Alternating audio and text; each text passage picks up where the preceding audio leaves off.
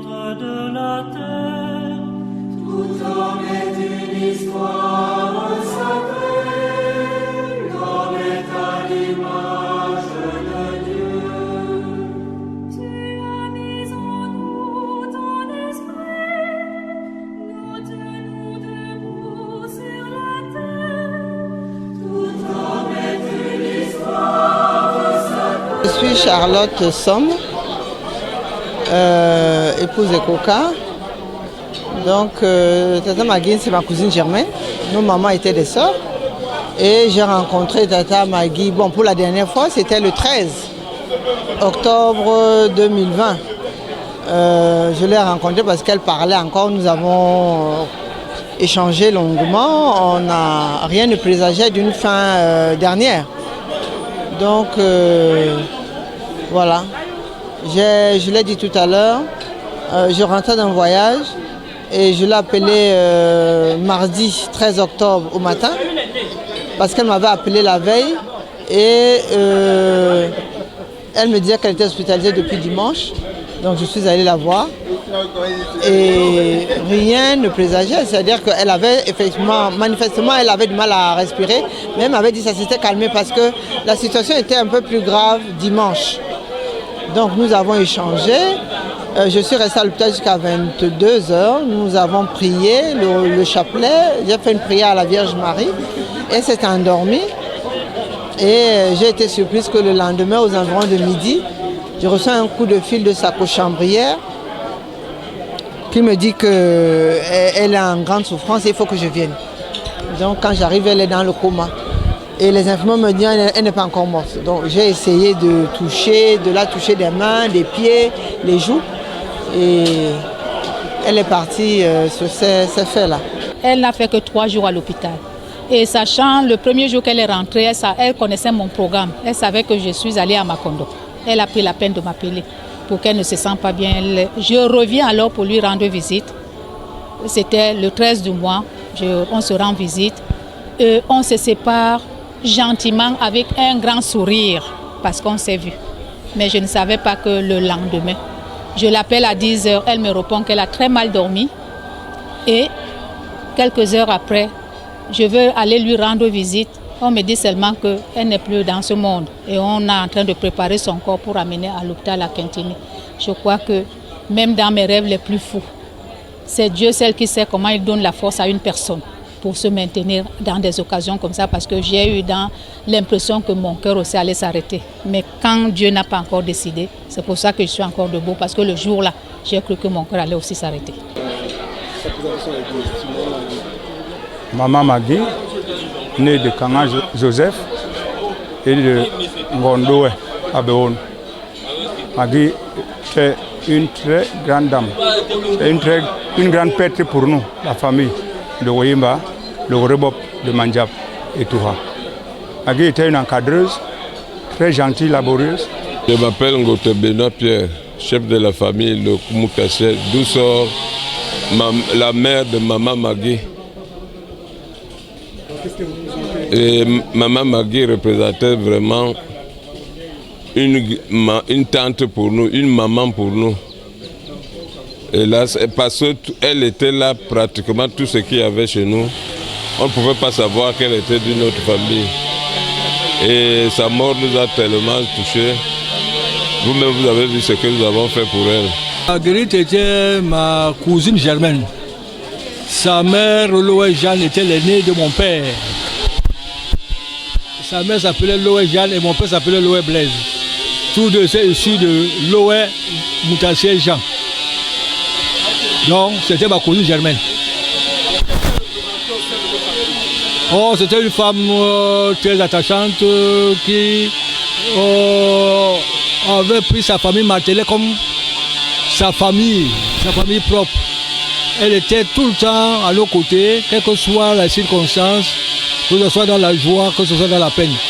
Pour illustration, quand quelqu'un de nous tombait malade, par exemple, elle était capable de s'abandonner, laisser tout pour s'occuper de la personne. Même dans la joie. En cas de joie, elle aimait la perfection. Elle aimait qu'on dise que tout s'est bien passé sur son frère ou sur sa soeur. Voilà un peu résumé qui était Magui. Maman Maggie et moi, c'est une longue histoire. C'est ma sœur, parce que nous sommes de la même famille, Ndorundje, Makondo Manjap. Mais on se rencontre par hasard à Paris il y a 46 ans. Et depuis 46 ans, jusqu'à cette dernière minute, on ne s'est jamais quitté. Parce que c'est elle qui a été témoin de mon mariage en France. Elle qui a organisé mon mariage quand elle a découvert que j'étais sa sœur. Et du coup, on est devenu une seule personne. Ce genre d'amour, c'est rare dans la famille de trouver deux sœurs qui se rencontrent et qui créent l'amour incomparable. Elle m'a tout donné. Question d'amour, question d'amitié, question de confidente. Et en plus de ça, une femme élégante en tout. Et elle m'a formée comme si je devais être son histoire. Nous deux, quand on se rencontrait, on se regardait de la tête et pieds, commenter comment elle est habillée, et mariage des couleurs, tout. Donc elle m'a tout donné. Moi c'est Loema. Bon, ma maman Maggie était ma mère.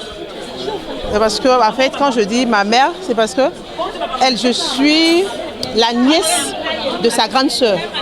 Parce que je suis la fille de la petite sœur de leur mari, de papa Billon.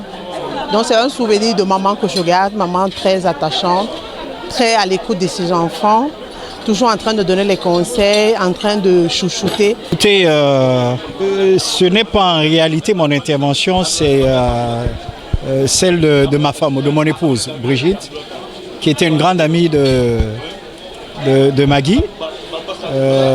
Pas seulement une amie, une sœur, comme je l'ai indiqué, mais vraiment quelqu'un d'agréable. Et j'ai eu l'occasion de la fréquenter, on a eu l'occasion de la fréquenter depuis que nous sommes rentrés au Cameroun. C'est vraiment quelqu'un de très agréable, parce qu'il faut en parler au passé malheureusement aujourd'hui.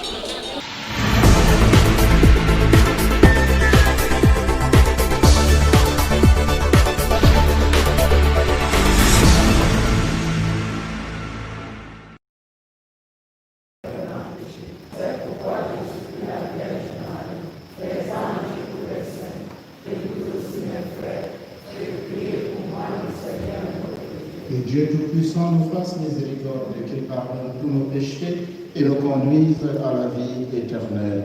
Amen.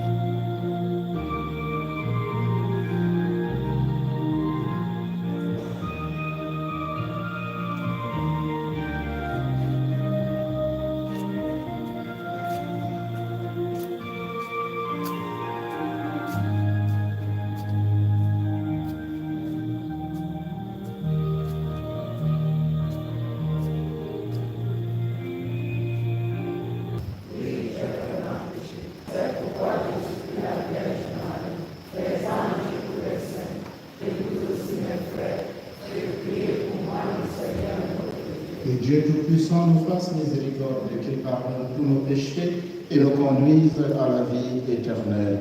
Amen.